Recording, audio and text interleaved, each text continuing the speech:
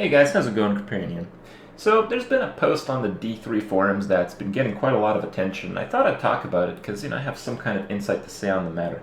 And it's going in regard to the notion that people who want to play the existing form of Diablo are essentially not going to be able to when the Reaper of Souls expansion comes rolling in. And this is a consequence of them nerfing the existing items. They're essentially changing, the whole game of how you grind stuff, like gear and experience. And they're doing it so all the items are changing, they're going downward, the stats are being changed. A lot of stuff that they're adding is essentially necessary to play the game, play the builds that you really want to play.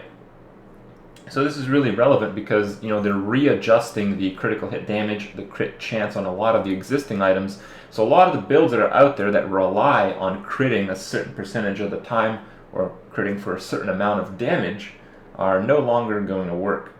And yeah, it's kind of a concern, but I mean, who we kidding? There's kind of a reason why people are excited about the expansion, because not only does it change a few things, it changes them for the better. When you relate this to like Diablo 2, and I guess maybe some other games, the original game was really good. In my opinion, Classic Diablo 2 is actually better than Expansion Diablo 2. I played Classic near the release, not quite on the release, but I was pretty young. I didn't quite have access to on-day releases and all that. So I played it. The expansion came out, I played that. I decided the expansion is good, but it's not quite as good as Classic, so I wanted to play Classic, and I could, and they allowed this feature because Classic was pretty much a whole game. It was, finished. It was done, it was perfect for the time, and it was different enough that they designated a separation between the Classic ladder and the expansion ladder in Diablo 2. And this set up a scenario where you can kind of play two different slight variations of the game. I suspect this will not really be possible in Reaper of Souls. One, because most people who are buying Reaper of Souls have already played the original game, and most of those people, I would safely assume, are no longer playing the original version of Diablo 3 because they don't like it. And there's good reason for that these days. There's not much to really do. And yeah, that changes a little bit, but the systems of how you have fun in the game, I think, change drastically enough that people will be pleased and people will realize that it's pretty much the only way to play. Now, this does come to a problem where it does ruin the game for a lot of people who don't want to buy the Reaper of Souls expansion and want to continue playing Diablo 3 in its current state. And yeah, there is some sympathy to be had for these people, but overall, in my opinion, Blizzard really shouldn't be charging for Reaper of Souls. A lot of the features that were promised in the original version of the game, in the original Diablo 3, still have not been delivered upon. I mean, we didn't really get PvP. We didn't really get, all the challenging stuff that, they really were intending for it to happen. Yeah, it happened at the beginning, and then it got immediately reversed. So it's been kind of a mess on that front, and a lot of what the expansion doesn't necessarily create new content.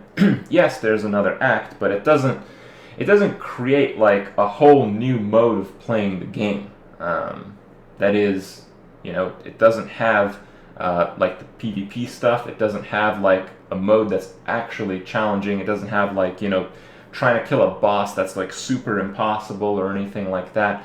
It's just grind experience, you grind for gear, and the dynamics of which have improved slightly. So overall, it's mostly like a huge patch more than anything, and as a result, I think they're going to get a lot of people back into Diablo 3 genre if they don't charge for the game. I mean, think about it. You got regular Diablo 3. People didn't like that game overall. You say that you fix it, you give an expansion, you do it for free. You pretty much force everyone who's playing the existing version of the game to upgrade.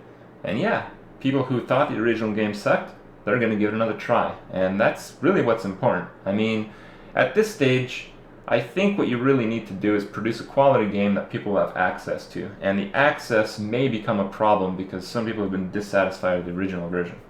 Now, for the people, most likely, that's probably not going to happen. Blizzard's got to make the monies, and Blizzard is business, all that. So it's probably not going to happen. But all in all, there's just nothing you can do. There's going to be the game done this way, and it's going to have to be done this way because the existing game isn't really that much fun anymore. And it's going to have to be done this way to pretty much keep the people that are already playing, and because they put so much work in it, they're going to have to charge you for it. So overall, it sucks, but for those who are enjoying Diablo 3 now, I'm sure it's going to be worth it for you guys. So don't be too sad. Other than that, not much else to say. Diablo 2 did it right, a really good first release, a slightly different second release, and both are always playable, but I don't think we'll be seeing that out of its Diablo 3, next version up.